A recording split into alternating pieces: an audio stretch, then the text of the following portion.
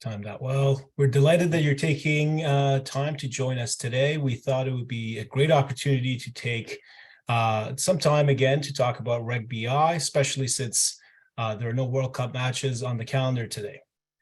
In today's session, we have the absolute pleasure of having two thought leaders from Eversheds Sutherland, who will provide a few Reg BI case studies. And a few quick housekeeping matters before we get started. We are recording today's session, as you can tell. And we also plan to share the slides with you.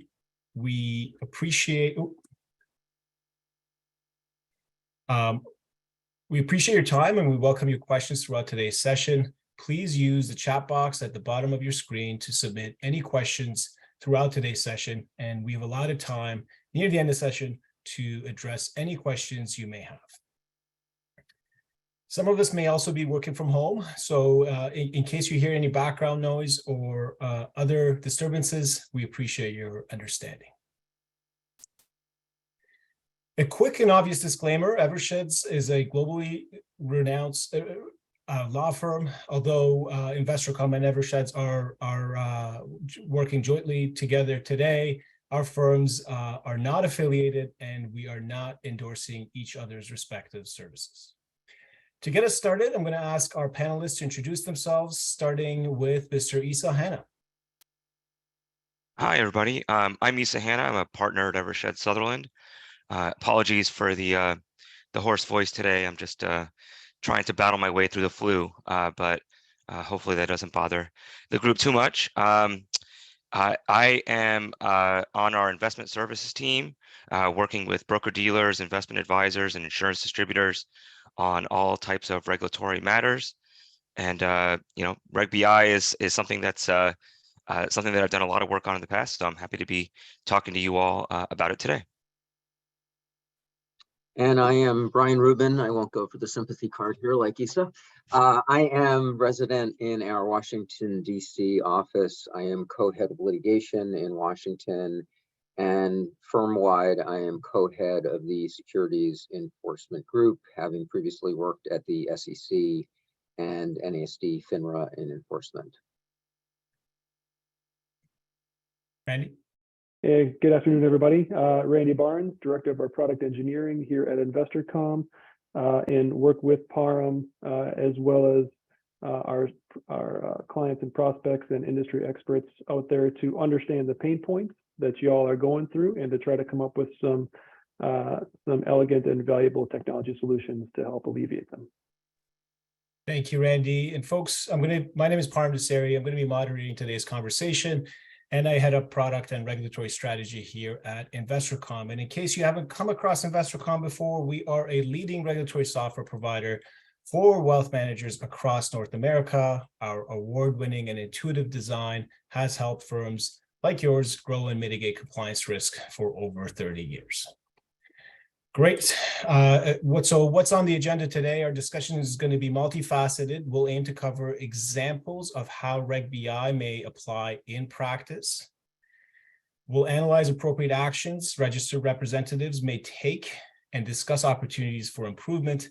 And we'll shed some light on how technology may be used to assess costs and assessment of alternatives when making compliant investment recommendations. A quick note, again, please use the chat box at the bottom of your screen to submit any questions. We have dedicated plenty of time to make this as useful of a session for you as possible. So prior to today's session, we did a pre-webinar poll, and by and large, this is to make sure that over the course of the past 2 years or so, we've been bringing the wealth and compliance communities together to better understand how you and your peers are really dealing and tackling with these specific requirements. And as part of this journey, we've been conducting a series of polls. And today you're going to see how two of these poll questions, how they effectively assess the data across a time series. So let's begin. Where do you see the most amount of regulatory focus under Reg BI? And as you can see, you collectively believe that the focus is in a way shifting away from the form CRS delivery concept over to assessing reasonably available alternatives and rollover recommendations. This is opportune given the case studies that we're going to cover today. In addition, do you have a consistent process for making best interest product, rollover, and account recommendation? If so, is that process manual or have you adopted technology? And, Randy touched on this a little bit earlier. The responses are, in fact, very consistent with what we are hearing from our clients and our prospects, which is most firms have a repeatable and consistent process. However, much of that is done in a much more so manual fashion than others. Okay, so this is a good segue to just remind folks to jump in, ask questions throughout today's session. And with that said, allow me to pass it over to Mr. Issa, Hanna, and Brian Rubin.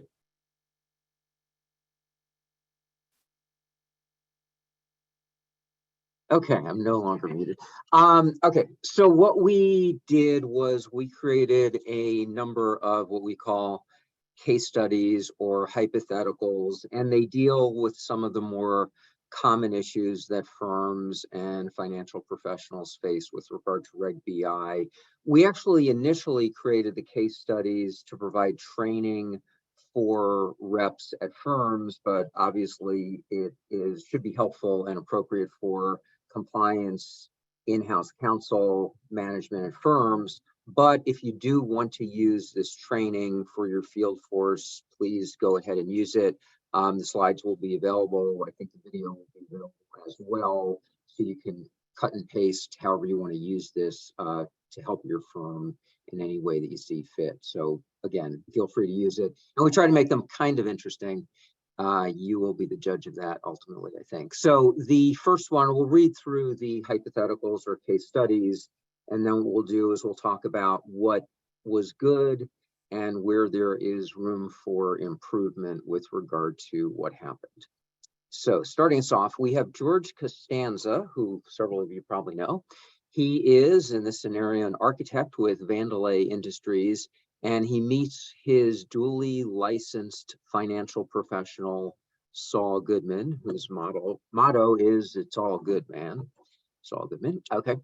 George indicates that he has very little investment experience. He's interested in a diversified portfolio of equities and fixed income, and he's unsure about whether he wants an advisory account or his brokerage account. In the client profile, George indicates he would like ongoing advice and service for a fee. George informs Saul that he prefers buy and hold investments and doesn't expect his account to be traded actively. Nonetheless, he would like to be able to call Saul on a periodic basis with questions regarding his current holdings and other non-investment related financial matters. Maybe he'll complain occasionally as well. George recommends that the client open an advisory account that charges an advisory fee based on assets under management. Saul documents the reasoning for his advisory account recommendation, relying on George's representation in the client profile that he wants ongoing advice and service for a fee, and also George's desire to call Saul with questions about non-investment related financial matters. Nonetheless, George's investment management agreement does not include, within the scope of services, advice regarding non-investment related financial matters. So in terms of the positives, what was done well here? Saul did a good job collecting information from George up front, because he learned that George has little investment experience. That's one issue.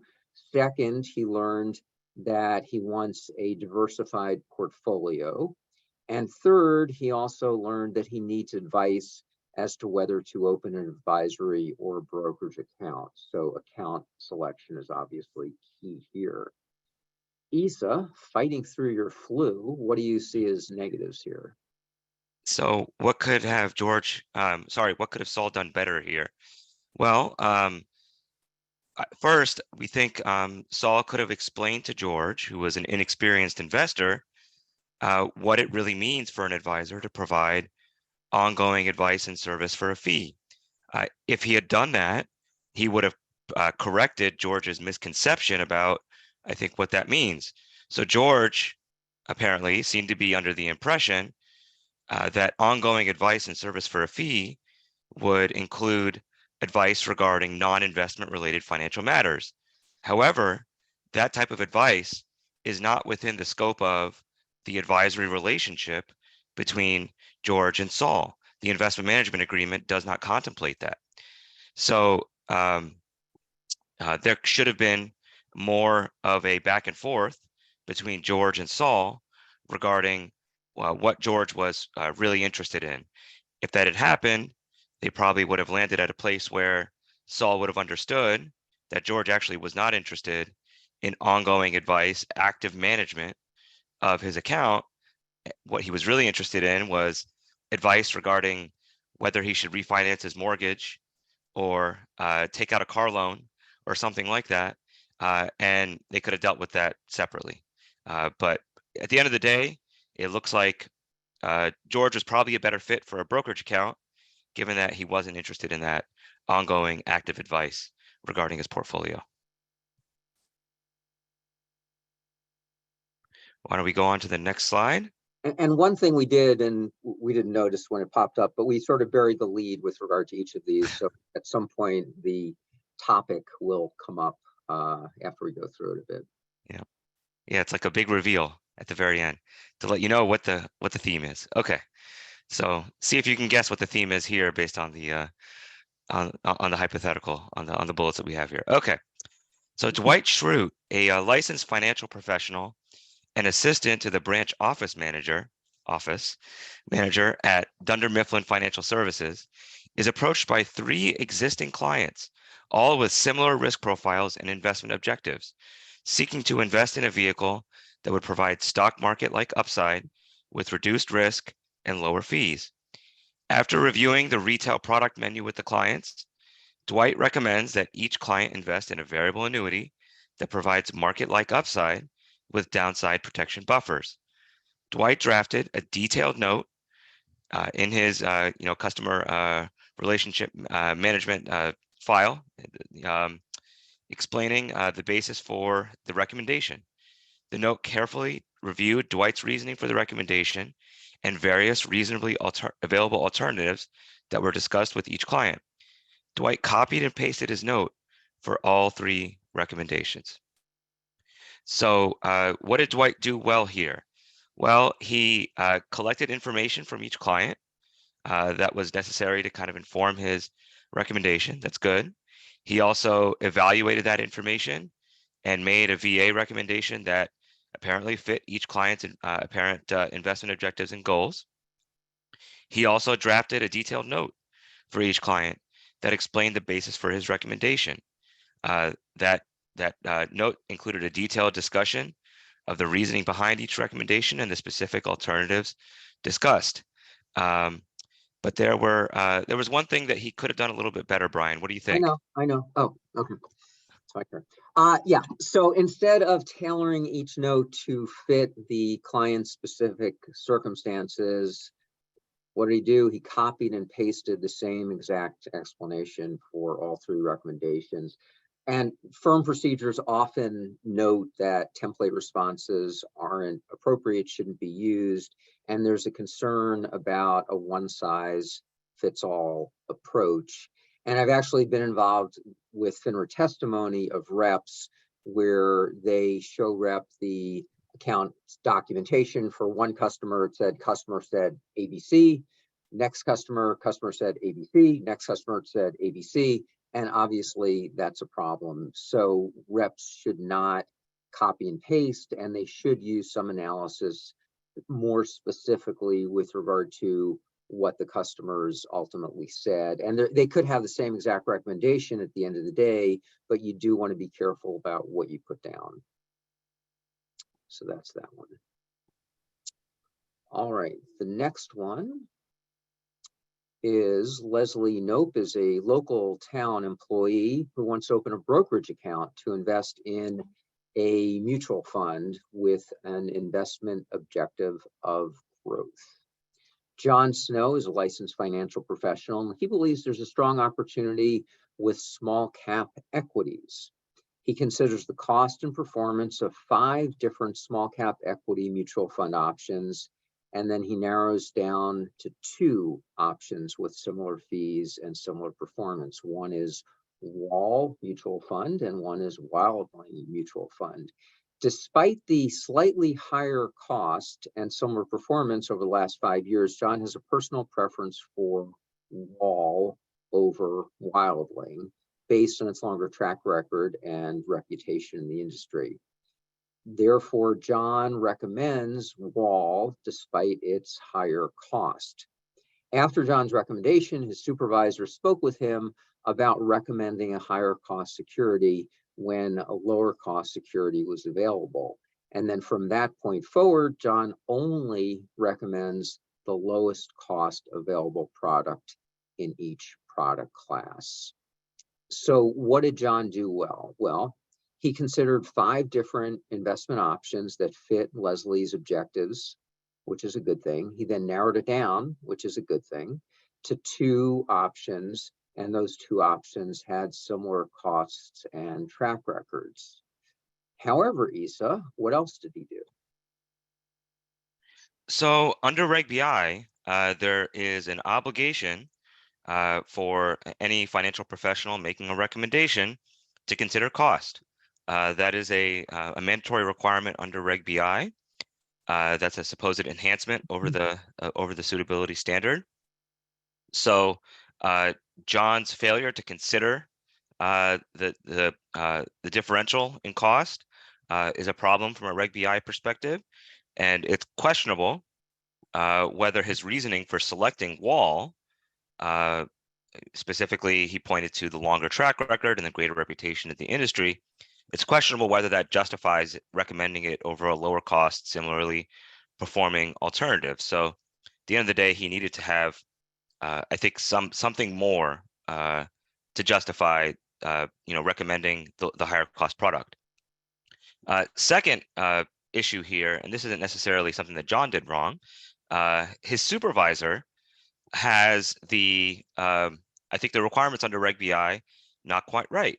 So the supervisor incorrectly implied that John should always recommend the lower cost option when choosing between similar options. While cost must be considered, the financial professional is not necessarily required to recommend the lowest cost investment at all times under Reg BI.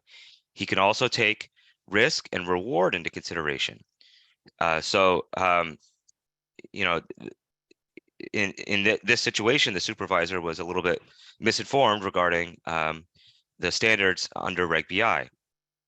With that said, what the supervisor should have told John is that if you are going to recommend the higher cost alternative, that does present increased risk from a compliance perspective, and therefore there should be documentation regarding the rationale for recommending the costlier investment. So that is that one, and we see that we've displayed now the clue as to what this one was about. So let's go ahead and go on to the next case study. Okay. So Walter White, a duly licensed financial professional, is approached by a new client, Don Draper, who is seeking to invest $250,000 in new cash from the sale of his advertising business.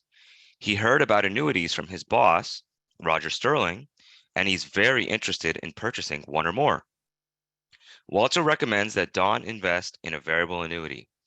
While Walter considers alternative asset classes and other VAs and discusses those alternatives with Don, Don strongly agrees with Walter's initial VA recommendation. Walter documents his recommendation with the following. Similar alternatives were discussed, but this VA was recommended because it was determined to be in Don's best interest. So what did Walter do well here? Well, I guess he worked with Don to consider some different options, including other VAs and asset classes. He also documented something, at least he put something down as the basis for the recommendation. But Brian, I think there's a lot of room for improvement here. What do you think Walter could have done better?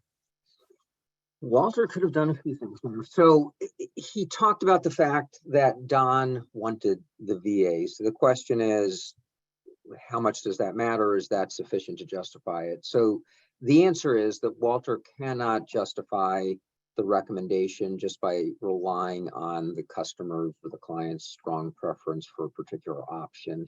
And the SEC actually said that in its August 2nd bulletin. They said, although the retail investor's preference should be considered, you would not satisfy the standards based on the retail investor's preference alone. So again, it's something to consider, but that's not the end all or be all.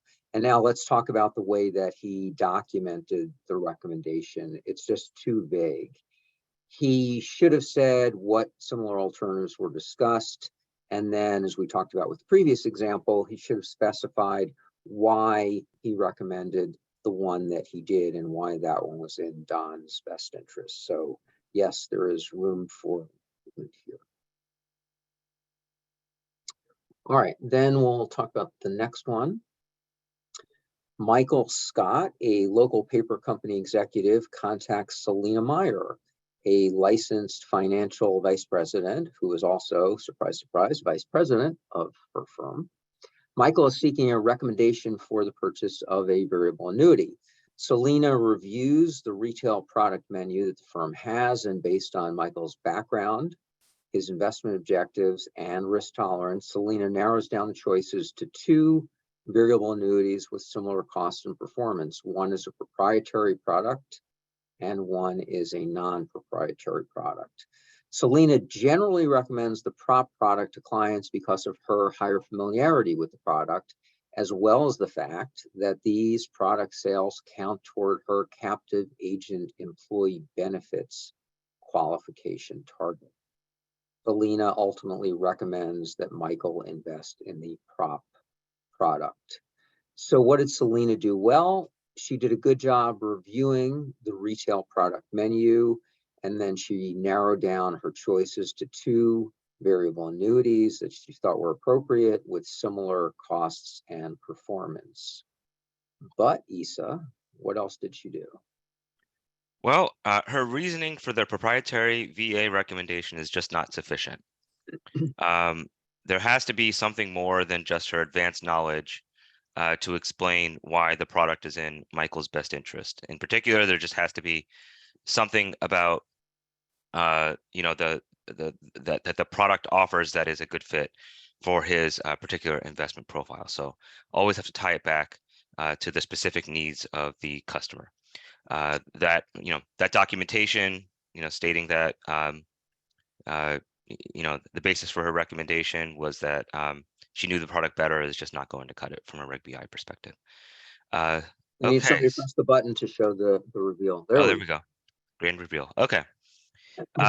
So we're going to take a break from the case studies and hand it off to Param and Randy for a few comments from the InvestorCOM perspective. Thanks, Issa. And I got to tell you guys, we prepared and had so many discussions for the webinar over the course of the past couple of weeks. And every time I review these pop culture references, I chuckle. And even today, I found something new with the office representation. So kudos to you. That was fantastic.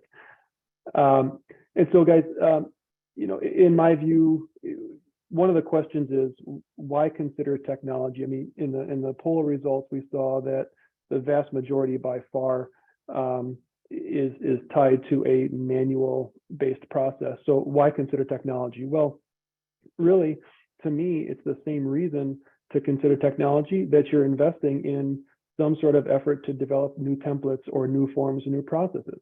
It starts with standardizing the process and standardizing some boilerplate language or boilerplate verbiage and making it easier for the financial professionals to do his or her job. But when you look at something like this, where the overall workflow that the financial professional needs to go through for any one of these use cases, and what we've heard so far in these case studies and the varying levels of complexity, a technology play doesn't stop with some basic standardizing of the data collection.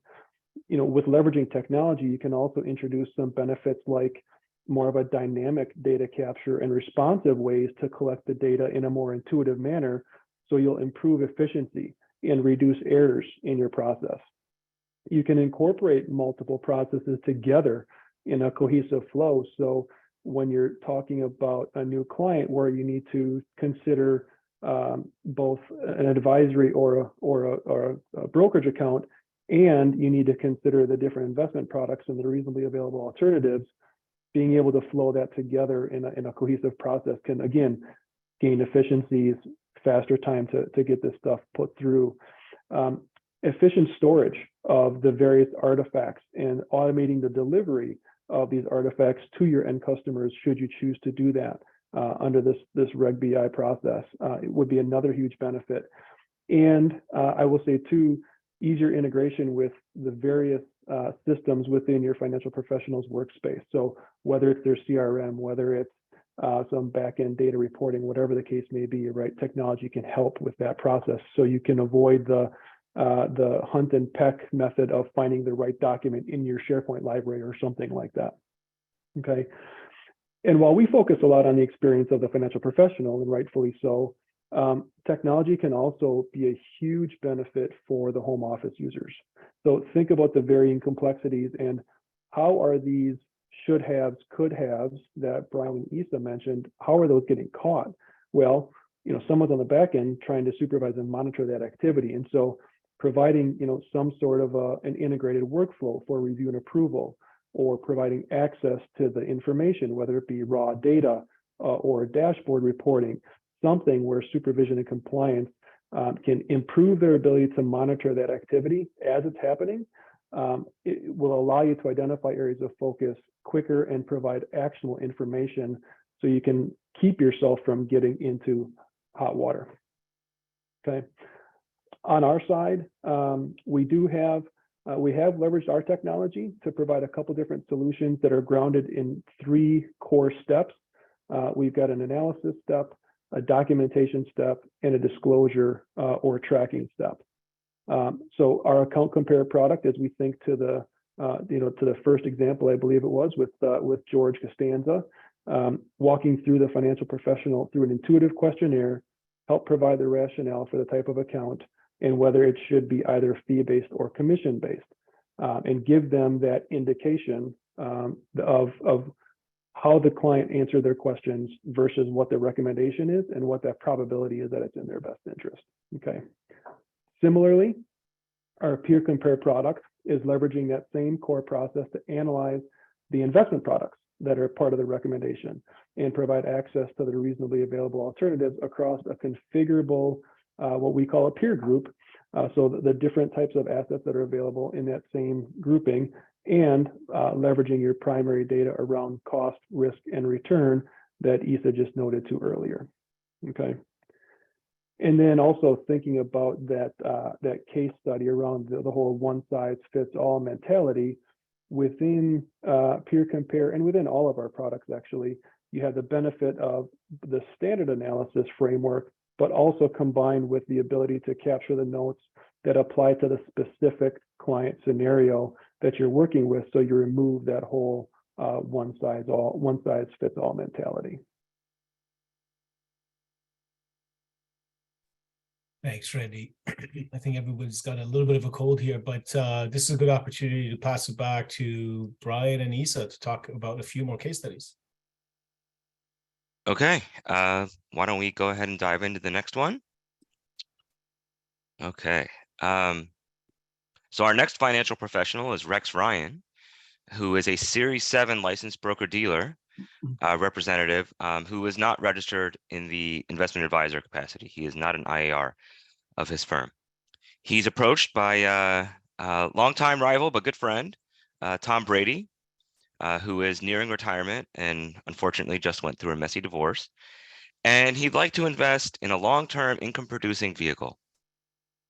Rex and Tom review the retail product menu and discuss the pros and cons of available options, including mutual funds, fixed income products, and investment advisory products and services at a high level. Rex recommends that Tom invests in a VA. Rex completes the client profile and documents a detailed and specific description of the alternative products and services considered. So what did Rex do well? Well, he reviewed the retail product menu with Tom, as it fit his needs and discussed the pros and cons of each available option. Rex's recommendation also appears to be sound based on Tom's profile, and he does a good job documenting his recommendation with a detailed and specific description of alternative products considered. But there was one thing that Rex forgot to do. What was that, Brian? Well, before I answer that, I just want to apologize that we don't have any Harry and Meghan references here, and we'll try to do better next time. The negative here is that Rex doesn't disclose to Tom that he's not registered as an IAR.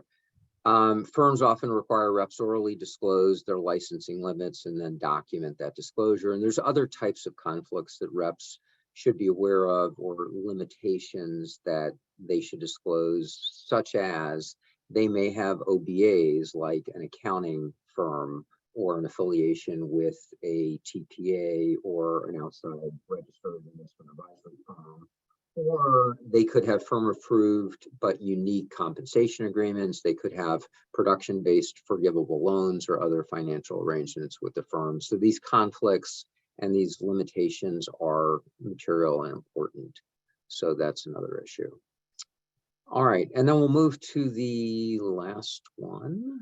Tony Soprano, a local waste management consultant, and he doesn't do anything else. That's his only job. He maintains a 401k with his employer that he would like to roll over into a new investment. Brian Camerata, not this Brian, but a different Brian, Tony's financial professional, reviews the client profile with Tony because Tony's in a rush. He's got business to take care of and he wants to save time with his paperwork. Brian checks no to the question on the client profile, asking, is the funding source of the transaction an ERISA governed retirement plan or an IRA? And then Brian recommends that Tony roll over the 401k into a variable annuity. In the client profile, Brian considers reasonably available alternatives and diligently documents the basis for his product recommendation, as well as the alternative products he considers. So here, there's not really positives or negatives, but the issue is that the other Brian, not this Brian, the other Brian, failed to properly answer yes to the reference question on the client profile.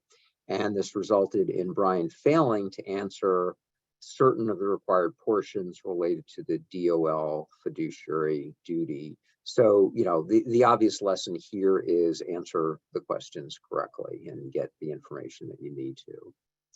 And the big reveal is kind of vague, other standards of conduct. And that's all Issa and I have for now. All right, thank you. That's those are fantastic examples and pop culture references. I didn't get all of them, but I got most of them, especially the Tom Brady one. Maybe pass it back to you, Randy, to talk about sort of this rollover analysis example. I'll tell you Harry and Meghan in later. Here you go. Netflix. Yeah, with Tony and Brian, leveraging technology could have seriously helped Brian, especially, he obviously went through his due diligence to document and disclose the product recommendations, but failed to do so on the rollover side. And so, you might be like, why would that be? Maybe it was a longer questionnaire and maybe he couldn't find, didn't want to take the time to find the cost information for the current plan because that's cumbersome and hard to get at. Well, and these are areas where, leveraging technology can really help avoid the urge to just rush through and skip the paperwork, because the process can be more intuitive, more integrated, more streamlined.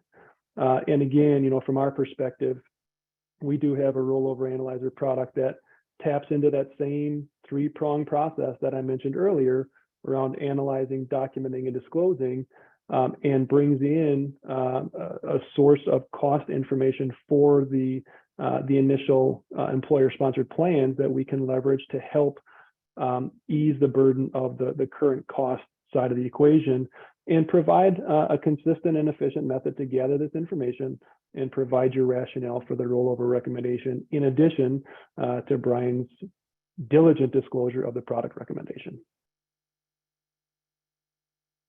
Randy, thank you. This is sort of time from a case study and presentation perspective. Obviously, as always, excuse me, we have a lot of time to take up any questions that have come up through today's session, and obviously some folks have submitted questions throughout prior to the webinar. So, Issa, Brian, Randy, get your Q&A round hats on. We're gonna jump into the Q&A session. So I'm just gonna do a quick scan of the questions that are rolled in, and by all means, folks, feel free to jump into this lightning round and ask as many questions as possible. This is a good one. Let's start here. Any comments regarding reviewing non-investment services under the Reg BI lens, such as recommending loans like securities-based lending? Any thoughts on that front? I can take that one.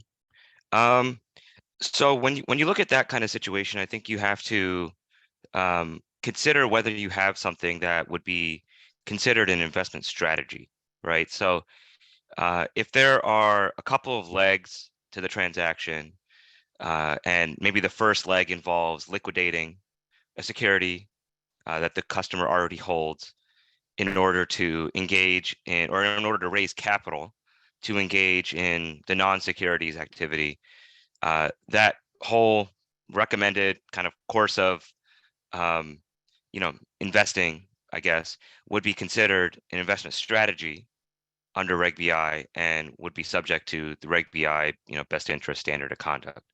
So that's, I think, how you have to think about it is, do you have something that would qualify as an investment strategy? Just because something is not a security, or something that you're recommending is not a security, is not necessarily always the end of the analysis. You have to think about, do you also have potentially an investment strategy at play there? So that's how I would think about it. Brian, do you have anything further on that? I think one of the off the cuff examples that you gave before was dealing with mortgage, for example. So, selling securities to make a down payment on a house or to pay a mortgage up front would be an example of that. Yeah. But if the question is just generally, should I take out this mortgage? Should I refinance my house? And there's no securities leg to the series of transactions, then you're not really going to be subject to Reg BI in that situation. It's because there's no investment strategy involved and there's no security involved. So, but you do have to think about it from the big picture. What is overall the course of dealing here that's being recommended? Love it. Thank you, Issa and Brian. Randy, maybe this is a question to you, given that you help a lot of our clients with respect to this. So here it goes. We are hesitant to adopt a technology solution that tells the rep what to do. Our approach has been to evolve our documentation to really assist the rep in supporting each recommendation. Will this continue to be enough? Love the question. And whoever asked it, I'll buy you a beer next time I see you.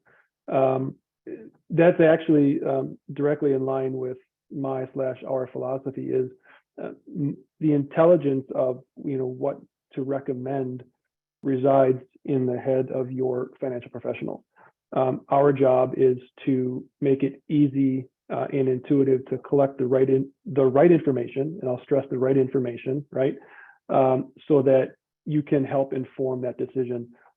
We will certainly provide guidance or information in the way of scoring mechanisms or something else that might help visualize that for you, but in no way, shape, or form are we, or do I think we should tell them what to do. I think that responsibility still lies with the financial professional, and our job is to help inform them and help make it easier to consistently capture, document, and disclose that information so you can avoid the risk of the whole hindsight bias in 6 months when somebody comes back and asks, well, why did you do this? This particular investment didn't really perform that well.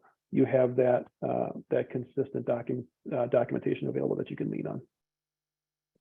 Absolutely. I love that response, Randy. And I can say, by and large, sort of the technology solution adoption question is obviously front and center for a lot of our prospects and a lot of folks in the industry, and the poll data sort of shed some light on that particular question.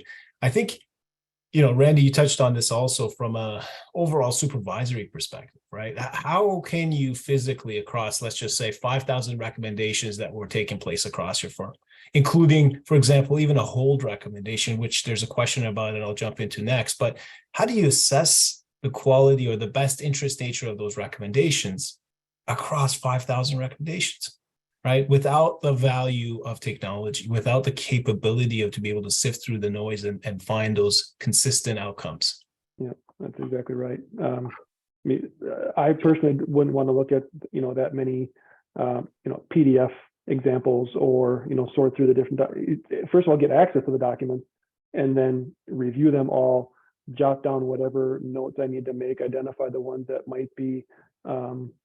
That might need more action. I mean, that's a lot of overhead and a lot of work where you could certainly leverage technology to help with that. And the data analytics piece of that is pretty significant. All right, thanks, Randy. Let's jump into the topic of hold recommendations, and just to see, if Issa or Brian, you have any specific insights on this. Hold recommendations sort of probably fall in the same sort of lane as just individual investment recommendations, but have you seen or expect to see any enforcement activity on implied or quote unquote hold recommendations?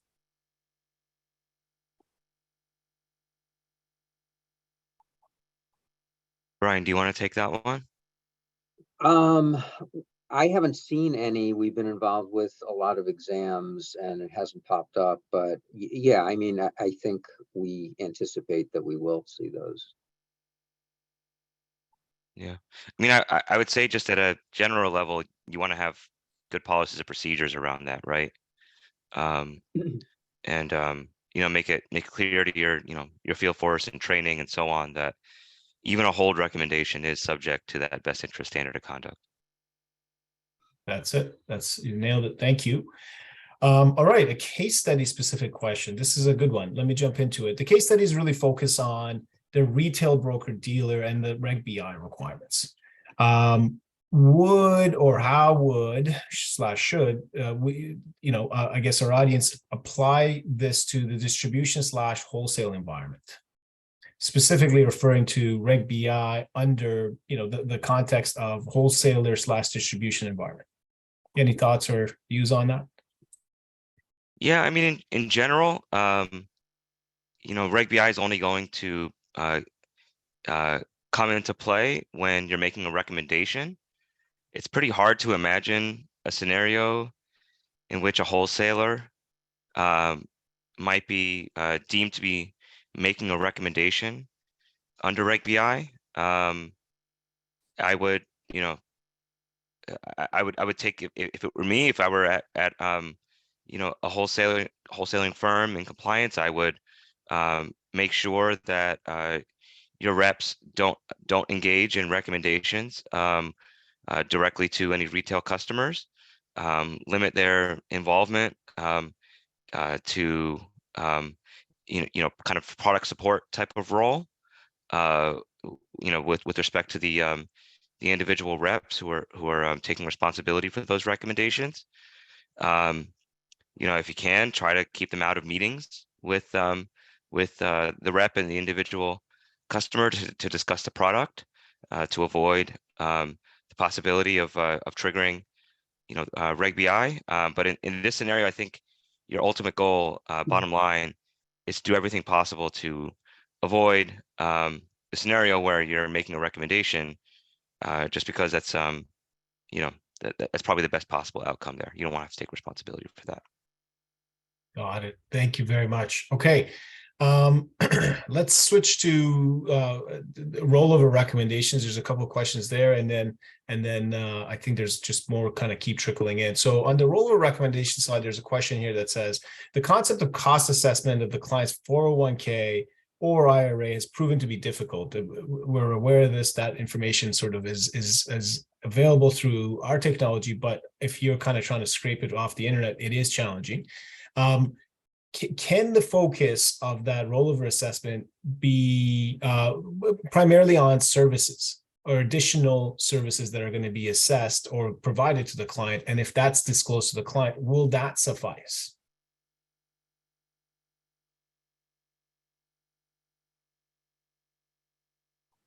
Maybe I'll kind of try to explain it in another way. Really, the question is, hey, the cost analysis, the regulators' focus, and this kind of came up in the case studies as well, is, look, that cost analysis is paramount to making that recommendation in the investor's best interest. But if that cost analysis is difficult for firms who don't use technology, who have to kind of ask clients for it or pull that information from a website of some sort, if that cost analysis is not available, can there be more of a primary reliance on just the service value add of doing that recommendation to roll one's assets out of a 401k into an IRA? Yeah. So there was an SEC staff bulletin that came out this year, regarding account type and rollover recommendations. And one of the statements that they made in that staff bulletin was that under Reg BI, there's an obligation to obtain the actual information associated with kind of like the original account, like the source account, if there's a rollover happening, to figure out whether there is or I guess what the cost impact is as a result of the rollover recommendation. So so long as that's, quote, reasonably available, you have to make those efforts to get it. So I guess the question here in this scenario, Param, is would it be reasonable, for this firm to kind of take the position that this information is just not available to them? I think that's very facts and circumstances, but I think in general, where you don't have actual information regarding the source account, folks are relying on industry averages or benchmarks to kind of establish, that cost comparison, or to conduct that cost comparison. So that's another approach that I've heard of. Yeah, and I mean, pre-Reg BI, same kind of issue, and I've been involved in cases where reps said, well, the customer didn't give me the information, I couldn't find the information, and FINRA said, we found the information without much of a problem. So, I think you would have to document what you did to try to obtain the cost information as well, and not just say there's nothing available. Yep. That's super insightful. Thank you both. All right, let's jump into a question back around assessing reasonably available alternatives. So what happens if a financial professional only recommends alternatives from a selection of proprietary products? Is there an obligation to ensure that non-proprietary products are considered among the alternatives assessment? This is it depends on whether you've complied with the Reg BI conflict of interest obligation relating to material limitations. So under Reg BI, if you limit your product shelf to in any particular way to proprietary products only, you're not necessarily prohibited from doing that, but that is a material limitation under Reg BI's conflict of interest obligation, which has to be disclosed to the retail customer. And you also have to conduct some level of analysis, most likely through your conflicts committee, to determine whether that material limitation is causing non-best interest recommendations, right? Or in other words, you have to run through a process to make sure that notwithstanding that material limitation, notwithstanding limiting your product shelf in some respect to proprietary products, you are still able to meet your best interest obligation under Reg BI. There's still enough product there available to meet the needs of your retail customers. So if you go through that process and you meet those standards, then there isn't necessarily an obligation to consider those non-proprietary products. Thank you, Issa. Thank you for sharing that. We often, during our onboarding process, that question comes up. There are plenty of firms who have products on their shelves. And then how do you establish that? And the way you responded to that is slam dunk. And I think something that will definitely help a lot of folks in the industry on this front. So thank you. I want to kind of take a quick step back. I think there's probably examples of this through the SEC case that has come up around Reg BI, but there's a question out here that we got prior to the webinar in our pre-webinar poll questions. That's really around, is there any solid example of a good best interest rationale out there? Can market participants point their fingers and say, hey, here's a specific use case, here's a specific example, in addition to, I guess, possibly what we shared today, that will help market participants kind of shed some light on it? Well, the enforcement cases, and there's a FINRA enforcement case as well, they're only going to say what was done incorrectly as opposed to they should have done X. So I think you can sort of read the converse to some degree, but there wouldn't be any, other than our hypotheticals, there wouldn't be any examples out there, I don't think. Issa? Yeah, I agree with that. And, you know, I think we actually had an example here regarding the one-size-fits-all approach to documenting the basis for recommendations. And I would say, you know, trying to kind of rely on, you know, some sort of, you know, sample best interest kind of justification that, you know, that might commonly be in use, I think is problematic from the perspective of, you know, Reg BI's obligation to ensure that the recommendation that you're making is actually in the best interest of the specific customer that you're dealing with. So, you know, I would advise that folks, you know, require their reps to come up with pretty specific rationales for why, you know, certain recommendations were in their best interest, and not rely on, you know, stock language or one-size-fits-all type language. Yeah, and I would caution firms to provide examples to their financial professionals, because you don't want the reps then to see, oh, this is the good example, I'll now copy it and just change the name. That wouldn't work. Right.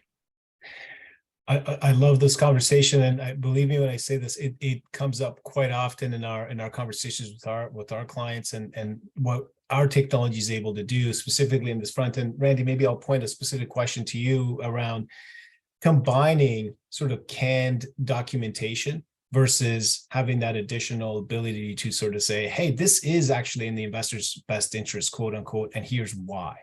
Yeah, that's kind of where my head went, Param, is leveraging some capability to standardize some of that boilerplate compliance approved. You always want this to be shown to the customer around conflicts or fiduciary acknowledgement or whatever the case may be, but then also marry that with, you know, the appropriate tone and questions and answers that you collect during the interview process with your client to reflect that you are gathering the right information per the regs to make sure that you're taking into consideration all the different components that you need to for the specific scenario that the client's in right now.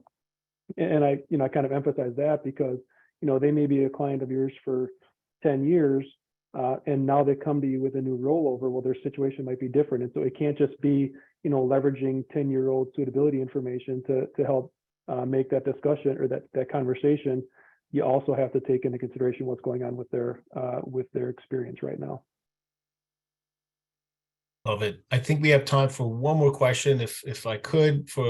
Thank you again to our audience for submitting your questions and engaging our panelists, and obviously a dual thank you or a double thank you to our panelists for your patience in addressing these questions. So, final question that I just see that trickled in is, if duly registered representative is making an investment advisory recommendation on behalf of a broker's affiliate, might be a little bit in the weeds, but I'm kind of curious about this, so I'll put it out there. would the BD still be obligated to conduct the best interest analysis in each recommendation? So let me say it back. Duly registered rep is making an investment advisory, I believe, account recommendation on behalf of a broker's affiliate firm. Would the BD still be obligated to conduct the best interest analysis? Two in the weeds. So on this one, I guess the fact pattern is kind of assuming that the duly registered person holds her IAR license with one firm, I guess firm A, and then holds her broker dealer license with firm B, and firm A and firm B are affiliates. I think so. Let's assume that that's the fact case. Okay. So if the recommendation is just with respect to choosing an advisory account, I think like once the recommendation has kind of been made on the investment advisor side, it's I think the investment advisor firm's obligation to supervise that account type recommendation. Once that path has been chosen, then it becomes the obligation of the firm A, the investment advisor firm. Thank you, Issa and Brian and Randy, very much for your patience in addressing all the questions that have come up today. As always, folks, you've got our contact information here on the screen. We thank you for your time and your participation in today's webinar, and we wish you a great holiday season and a new year ahead. Take care.